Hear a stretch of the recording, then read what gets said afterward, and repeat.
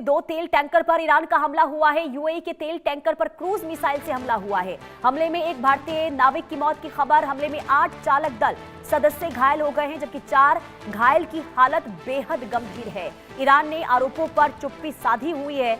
बहुत ज्यादा स्थिति देखिए खराब, क्योंकि ईरान ने स्ट्रेट ऑफ हॉर्मुज, जहां पर बीती रात यूएई के 2 तेल टैंकरों पर मिसाइल हमले किए, और न्यूज एजेंसी रॉयटर्स की रिपोर्ट की माने तो ईरानी क्रूज मिसाइल हमले में एक भारतीय नाविक की मौत हो गई है, जबकि 8 अन्य जो चालक है वो घायल हो गए हैं, और घायलों में 4 की हालत बेहद गंभीर है।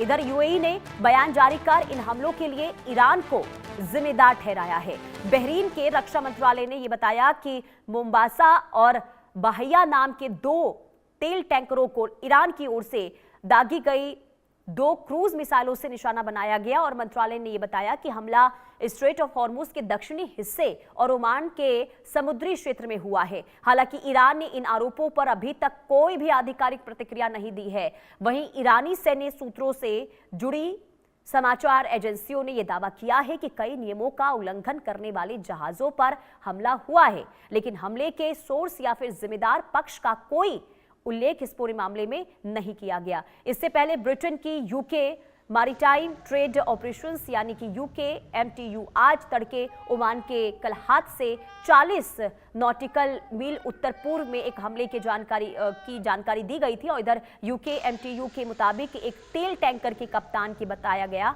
कि अज्ञात प्रोजेक्टाइल जहाज के इंजन रूम के दाहिने हिस्से से टकराया, और संगठन ने यह कहा कि घटना में सभी चालक दल के सदस्य सुरक्षित हैं और जहाज पर मौजूद हैं।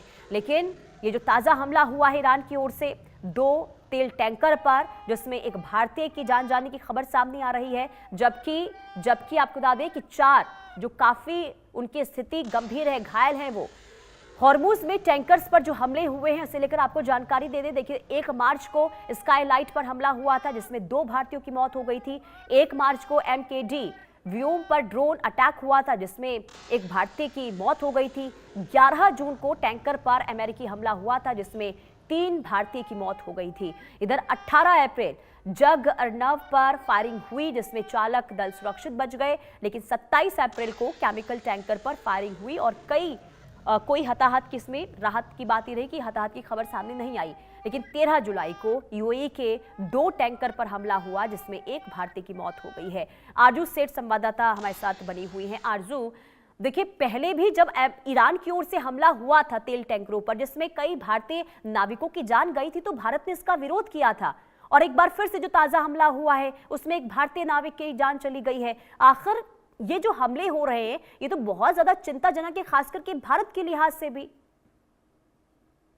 जी बिल्कुल। और देखिए, भारत इसको लेकर जो अपनी नाराजगी है वो भी बयां कर चुका है। जिस तरीके से स्टेटमेंट जो है वो भी जारी किया गया था, लेकिन एक बार फिर से ईरान ने स्ट्रेट ऑफ हॉर्मुज में सोमवार को रात जो यूएई के 2 तेल टैंकर्स है उन पर मिसाइल हमले किए, और जो रिपोर्ट सामने आ रही है निकलकर, जो जानकारी मिल रही है उसके मुताबिक ईरानी क्रूज मिसाइल हमले में एक भारतीय जो नाविक की मौत जो है वो हो गई है, जबकि 8 जो अन्य चालक दल के सदस्य जो है वो घायल हो गए हैं, और वहीं घायलों में 4 लोगों की हालत जो है वो यहाँ पर गंभीर बताई जा रही है। वहीं यूएई के रक्षा मंत्रालय ने मंगलवार को इसकी पुष्टि जो है वो की है। तो यहाँ पर देखिए, सिर्फ एक देश प्रभावित नहीं हो रहा है, बल्कि इस जो वॉर चल रहा है या फिर जो टेंशन चल रही है 2 देशों के बीच में, उसकी वजह से कई देशों को इसमें पिसना पड़ रहा है, या फिर कई देश जो है वो इससे प्रभावित हो रहे हैं। और देखिए, भारत के भी जिस तरीके से नागरिकों की यहाँ पर मौत हो रही है, उसको लेकर भी